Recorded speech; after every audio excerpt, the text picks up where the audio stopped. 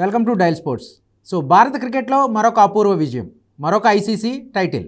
ఏదైతే last year T20 world కప్లో మనం అద్భుత విజయం సాధిస్తే ఈ ఏడాది ఛాంపియన్స్ ట్రోఫీ టైటిల్ని గెలిచాం.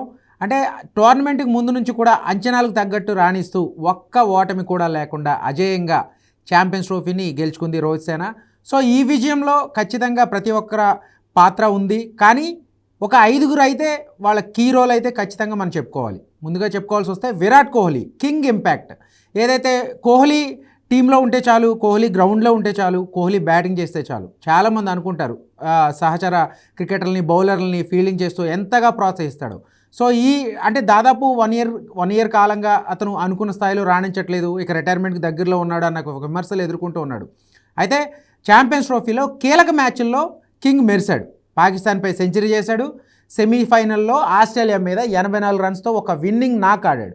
ప్రతి ఆటగాడికి అంటే చాలామంది అనుకుంటారు అయితే కోహ్లీ రిటైర్మెంట్ దగ్గరగా ఉన్నాడు, ఇంక ఈ టోర్నమెంట్లో ఆడకపోయినా తర్వాత రిటైర్మెంట్ ఇస్తాడు కాబట్టి పెద్ద అంచనాలు లేవు. కానీ తన మీద ఉన్న నమ్మకాన్ని, ఎప్పుడు కూడా తన మీద వచ్చిన విమర్శలకి బ్యాట్తోనే జవాబిస్తూ ఉంటాడు. అలాగే ఈ టోర్నమెంట్లో జోష్ పెంచాడు ప్రతి ప్లేయర్ కూడా. మనం గ్రౌండ్లో చూసాం, బౌలర్లని ఆద్యంతం ప్రోత్సహించిన వైనని మనం చాలాసార్లు చూసాం. ముఖ్యంగా కెప్టెన్ రోహిత్ శర్మతో కలిసి గతంలో కోహ్లీ కూడా టీమిండియా కెప్టెన్సీ చేశాడు. ఆ బౌలింగ్ కానీ ఫీల్డింగ్ మార్పుల విషయంలో ఎప్పటికప్పుడు రోహిత్కి సలహాలు ఇస్తూ, సూచనలు ఇస్తూ, బౌలర్ని ప్రోత్సహిస్తూ ఒక ఇంపాక్ట్ అయితే క్రియేట్ చేశాడు. ఎందుకంటే ఎప్పుడు కూడా బౌలర్లు తప్పు చేసినా, ఒకవేళ ఫీల్డింగ్లో కొన్ని మిస్టేక్స్ జరిగినా వాళ్ళు డిస్కరేజ్ చేయకుండా ఎంకరేజ్ చేస్తూ వాళ్ళు జోష్ నింపి వాళ్ళకు ఒక ఇన్స్పిరేషన్గా నిలపడం ద్వారా ఈ విజయాల్లో తన వంతు పాత్ర పోషించాడు. సో ఇక రెండో ప్లేయర్గా చెప్పుకోవాల్సి వస్తే ఖచ్చితంగా శ్రేయస్ అయ్యర్ రెండో ప్లేయర్గా ఉంటాడు. ఈ విజయంలో ఒక కీలక పాత్ర మనం చూసుకోవచ్చు. ఒక కన్సిస్టెంట్ పెర్ఫార్మర్గా చెప్పుకోవాలి. ఛాంపియన్స్ ట్రోఫీలో దాదాపు 1 ఇయర్ క్రితం టీంలోనే లేడు, సెంట్రల్ కాంట్రాక్ట్ కూడా పోయింది, బీసీసీఐ ఫైర్ అయింది అతని మీద. ఎందుకంటే రంజీ మ్యాచ్లు ఆడాలి, ఆడకపోతే కాంట్రాక్ట్ తీసేస్తామని దానికి తగ్గట్టుగానే బీసీసీఐ చర్యలు తీసుకోవడంతో తన తప్పు తాను తెలుసుకుని మళ్ళీ దేశవాళీ క్రికెట్లో అదరగొట్టి రీఎంట్రీ ఇచ్చాడు. సో సరిదిద్దుకున్నాడు, మళ్ళీ ఫామ్లోకి వచ్చాడు. ఫామ్లోకి రావడంతోనే సెలెక్టర్ల దృష్టిలో పడ్డాడు. ఖచ్చితంగా తనను ఎంపిక చేయాల్సిన పరిస్థితిని సెలెక్టర్ కల్పించాడు. సో ఇంగ్లాండ్తో సిరీస్లో కూడా మిడిల్ ఆర్డర్లో ఎప్పుడు కూడా వన్డే ఫార్మేట్లో టాప్ ఆర్డర్ కాస్త ఒత్తిడికిలోనే వికెట్లు కోల్పోయినప్పుడు ఖచ్చితంగా మిడిల్ ఆర్డర్లో ఒక బ్యాటర్ ఖచ్చితంగా పార్ట్నర్షిప్లు నెలకొల్పాలి. సో ఆ రోల్ని సమర్థవంతంగా పోషించాడు శ్రేయస్ అయ్యర్. మిడిల్ ఆర్డర్లో కీలక బ్యాటర్గా తను ఎందుకు చెప్తారో మరోసారి నిరూపించుకున్నాడు. ఆస్ట్రేలియా మీద ఛాంపియన్స్ ట్రోఫీలో 45 పరుగులు, అలాగే న్యూజిలాండ్ మీద 48 పరుగులు, 5 ఇన్నింగ్స్లో 243 పరుగులు. చాలామంది అనుకుంటారు అరే శ్రేయస్ అయ్యర్ హాఫ్ సెంచరీ చేయలేదు కదా, ఎందుకు అంత ప్రయారిటీ? ఇక్కడ హాఫ్ సెంచరీలు ముఖ్యం కాదు. ఒక మిగిలిన బ్యాటర్లతో ఒక కీలక భాగస్వామ్యాలు, ఒక జట్టు ఒక మంచి స్కోర్ రావాలంటే ఖచ్చితంగా వన్డే ఫార్మేట్లో పార్ట్నర్షిప్స్ అనేది మిడిల్ ఆర్డర్లో ముఖ్యంగా 20 ఓవర్ల నుంచి 40 ఓవర్ల మధ్యలో ఈ 20 ఓవర్స్ చాలా కీలకం. ఒక 3 ఫేజ్లు ఉంటాయి కాబట్టి మిడిల్ ఫేజ్ అనేది వన్డే ఫార్మేట్లో ఒక మంచి స్కోర్ చేయడానికి చాలా కీలకం. ఆ ఫేజ్లో తను ఎంత కీలకం అనేది తన బ్యాట్తోనే చాటి చెప్పాడు.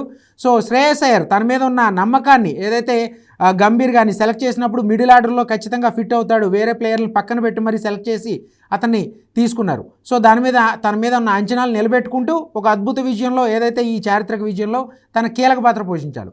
ఇక మూడో ప్లేయర్గా మనం చెప్పుకోవాల్సింది అక్షర్ పటేల్, సైలెంట్ వారియర్.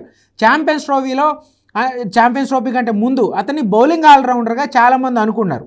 కానీ ఇకపై అక్షర్ పటేల్ని బ్యాటింగ్ ఆల్రౌండర్గానే పిలుస్తారు. ఎందుకంటే ఈ టోర్నమెంట్లో బ్యాట్తోనే అదరగొట్టాడు, ఎక్కువగా బంతితోనూ రాణించాడు, కీలక సమయంలో వికెట్లు కూడా తీశాడు. కానీ బ్యాట్తో 5వ స్థానంలో ఒక బౌలింగ్ ఆల్రౌండర్ని 5వ స్థానంలో పంపించేంత సాహసం గంభీర్ చేస్తే దాని నమ్మకాన్ని నిలబెట్టుకున్నాడు. కేఎల్ రాహుల్ లాంటి ఒక సీనియర్ బ్యాటర్ని పక్కన పెట్టి మరీ అక్షర్ పటేల్ని బ్యాటింగ్ ఆర్డర్లో ముందుకు పంపించారు. సో తన మీద ఉన్న నమ్మకాన్ని, తన మీద ఎంతో కాన్ఫిడెంట్గా పంపించినందుకు తను పూర్తిగా న్యాయం చేశాడు. కీలక భాగస్వామ్యాలతో జట్టు విజయాల్లో కీ రోల్ ప్లే చేశాడు అక్షర్ పటేల్. ఎందుకంటే మనకి లోయర్ ఆర్డర్లో ఒక మంచి స్కోర్ ఫినిషింగ్ చేయాల్సి వచ్చినప్పుడు లోయర్ ఆర్డర్లో ఒక సీనియర్ బ్యాటర్కి ఖచ్చితంగా ఒక సపోర్ట్ కావాలి. ఆ సపోర్ట్ రోల్ను అద్భుతంగా పోషించాడు ఏదైతే అక్షర్ పటేల్. అటు బంతితో కూడా 5 వికెట్లు తీశాడు. క్రూషియల్ టైంలో ప్రత్యర్థి భాగస్వామ్యాల్ని బ్రేక్ చేస్తూ వచ్చాడు. సో ఒక విధంగా అక్షర్ పటేల్ ఒక సైలెంట్ వారియర్ కానీ ఈ టోర్నమెంట్లో ఇండియాకి విజయంలో కీలక పాత్ర పోషించాడని చెప్పుకోవాలి. ఇక 4వ ప్లేయర్గా మనం చెప్పుకోవాల్సింది Ravindra Jadeja, the pressure creator.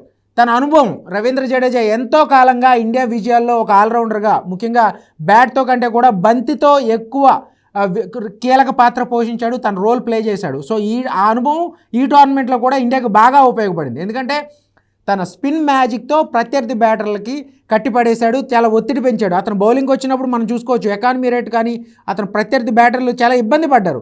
ఎప్పుడు కూడా పరుగులు చేయకుండా కంట్రోల్ చేస్తే ఆటోమేటిక్గా తర్వాత వచ్చే ఓవర్ల వాళ్ళు భారీ షాట్లకు ట్రై చేసి వికెట్లు ఇచ్చేసుకుంటారు. సో ఈ వ్యూహంలో జడేజా పూర్తిగా సక్సెస్ అయ్యాడు. కొన్ని సందర్భాల్లో ప్రత్యర్థి బ్యాటర్ల పార్ట్నర్షిప్ను కూడా బ్రేక్ చేసి వాళ్ళని కట్టడి చేయడంలో కీలక పాత్ర పోషించాడు. So Ravindra Jadeja pressure create చేయడం ద్వారా ప్రత్యర్థి అపోనెంట్ టీమ్స్ మీద తను ఫైనల్లో కూడా ఒక విన్నింగ్ షాట్ కొట్టాడు.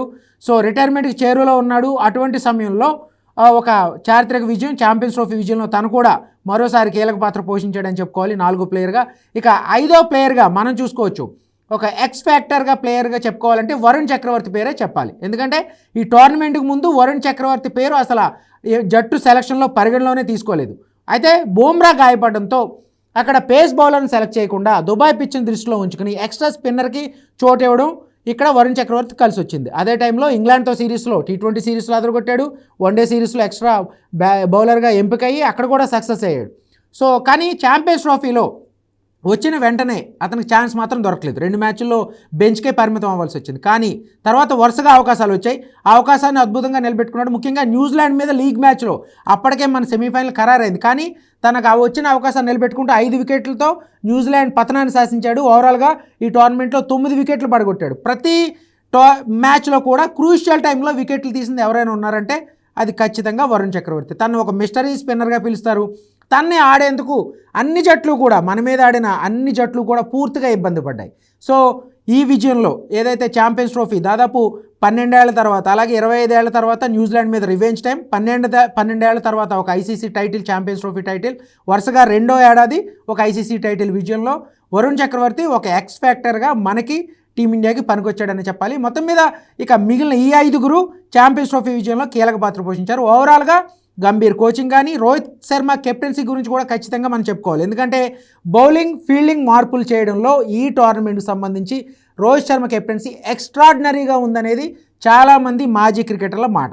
దాన్ని మనం అంగీకరించాల్సింది. ఎందుకంటే ఏదైతే ఫైనల్ మ్యాచ్లో మనం చూసాం, రచిన్ రవీంద్ర యంగ్ అటాకింగ్ బ్యాటింగ్తో 57 ఫర్ నో లాస్ ఉన్నారు, 75 ఫర్ 3 అంటే 18 రన్స్ తేడాలో 3 వికెట్లు కోల్పోయిన వైనంలో అక్కడ నుంచి మ్యాచ్ పూర్తిగా మన వైపు తిరిగింది. ఎక్కడా కూడా మన మీద ఒత్తిడి లేకుండా పూర్తిగా ప్రత్యర్థి మీద ఒత్తిడి నెట్టడంలో ఆ బౌలింగ్ మార్పులు వెంటనే కుల్దీప్ యాదవ్ని బరిలోకి దించడం, అక్షర్ పటేల్కి ఓవర్ ఇవ్వడం, అంటే ఇట్లా బౌలింగ్ మార్పులు, అలాగే ఫీల్డింగ్ ప్లేస్మెంట్స్ కూడా, అంటే ఫీల్డింగ్లో కొన్ని క్యాచ్లు వదిలేసినప్పటికీ కూడా ఎక్కడా కూడా ఆ బ్యాటర్లకి ఎక్కువ అవకాశం ఇవ్వకుండా బౌలింగ్ మార్పులు చేస్తూ సక్సెస్ అయ్యాడు. ఓవరాల్గా ఈ ఛాంపియన్స్ ట్రోఫీ విజయంతో దేశవ్యాప్తంగా అభిమానులందరూ కూడా సంబరాల్లో మునిగిపోయారు. మరొక ఛాంపియన్స్ ట్రోఫీ టైటిల్ ఈ విజయం ఖచ్చితంగా. అయితే ఈ టైంలో రోహిత్ శర్మ కూడా కీలక ప్రకటన చేశాడు, తాను ఇప్పట్లో రిటైర్ కావడం లేదని. సో 2027 వన్డే వరల్డ్ కప్ అతను టార్గెట్గా ఉండబోతుందని ఆల్రెడీ ఫ్యాన్స్ కూడా ఫుల్ జోష్లో ఉన్నారు.